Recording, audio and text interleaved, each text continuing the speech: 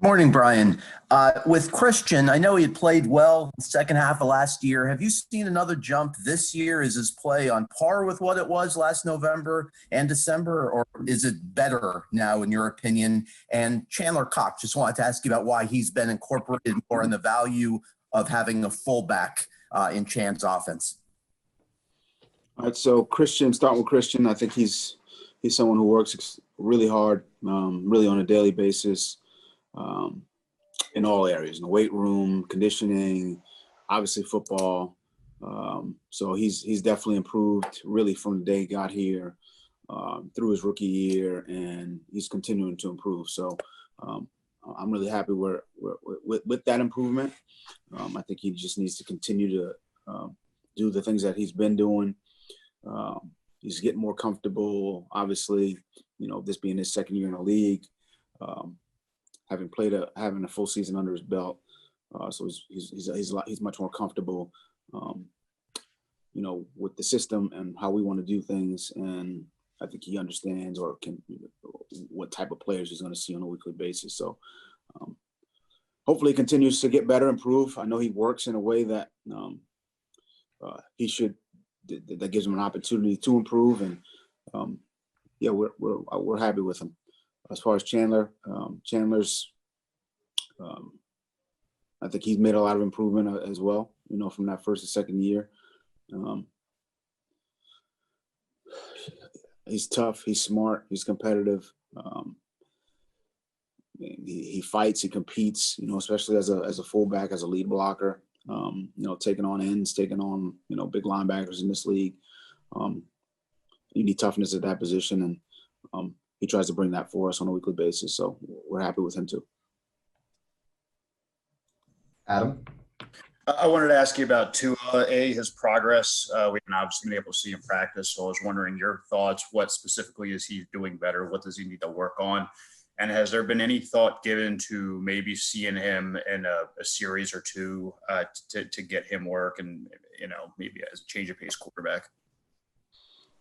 Well, he's doing well. I mean, I think we kind of do a Tua breakdown every week, in some form or fashion.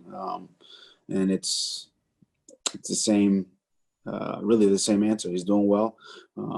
He's improving in meetings and walkthroughs, when he gets his reps in practice. He's making good throws, good decisions. He's learning. He's getting better. I mean, I think every time he's on the field for a game, there's something that comes up where he's got a question or wants to have a conversation about a situation. So it's good. And we've got projects for him that he's working on, as well as practice, and he's just going to continue to get better.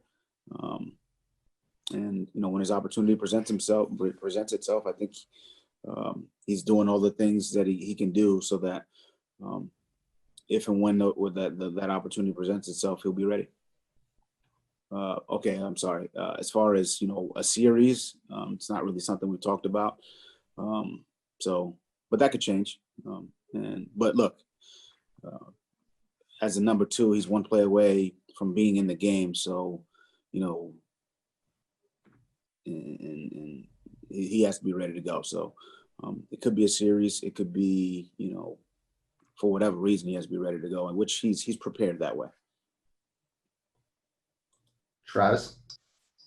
Hey, Coach, wanted to ask you about linebacker Jerome Baker. Last year, he logged over 1,000 snaps for you and on track to do that this year as well. Just wanted to get your take on what it is about his game and his leadership and kind of the qualities he presents that allows you to keep him on the field for almost every snap on defense.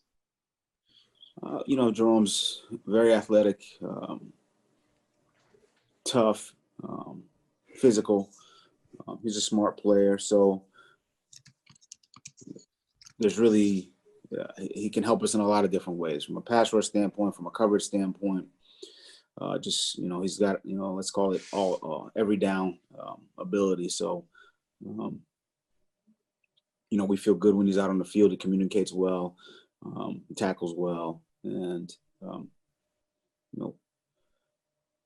he gives us a guy who's athletic and can make some plays. So and those are guys we want on the field. So if you can help us in a variety of ways, and he can do that, like I just said, from a let's call it blitz standpoint, a coverage standpoint, run game standpoint, then obviously he's got a lot of ability, and he helps our team, so we'll leave him out there. Hal? Brian, I don't think we've covered this so far. Forgive me if I missed it, but I was going to ask you about Tua's recovery from illness, how that's coming along, and if he might practice today. Yeah, he's still under the weather. Doesn't look like he's going to be out there today. So, look, the most important thing is his health and trying to get him, better. Again, not COVID related. We test every day. We continue to test every day. So, but yeah, he's under the weather. And again, in this climate, I should just go ahead and say he's not going to practice today, unless he miraculously gets better here in the next hour. But in this climate, we don't want to take any chances. So he won't practice today, and we'll move forward and practice as guys without him. Stop it.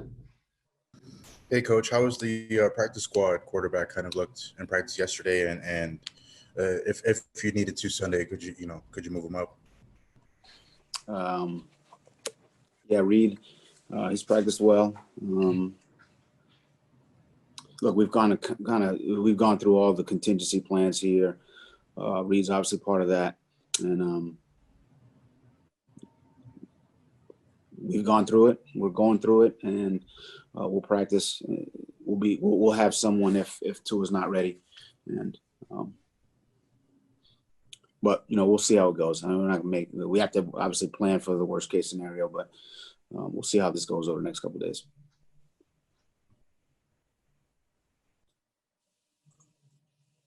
All right, Coach, that is all the questions. I think Saf's got one more.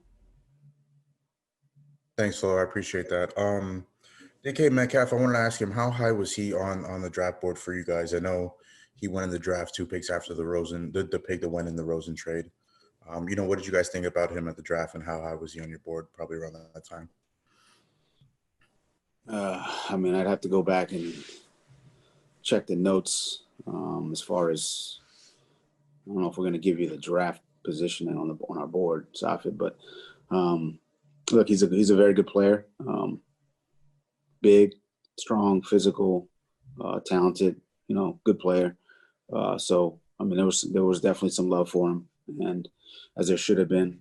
But again, the draft it's the draft, and there's a lot of things, a lot of other scenarios and things of that nature, and situations, and it's really case by case on who picks who, when, why. But he's a good player. He's certainly a good player, and they got a good one, and we're gonna have to try to do our best to defend him along with the rest of their team, offensively, defensively, in the kicking game, and but it'll be a good challenge, and we're looking forward to it. Playing at home and playing in front of our fans, and we're looking forward to it. Omar? Coach, you've got 2 very interesting players who actually have played quarterback in Lynn Bowden Jr. and Malcolm Perry. I'm wondering if this is a situation where you probably kind of have them dust off their quarterback skills and maybe can serve as a backup for you. I understand the question. Both guys have played quarterback in college, but quarterback in college and quarterback in the National Football League are 2 different things, and we'll see.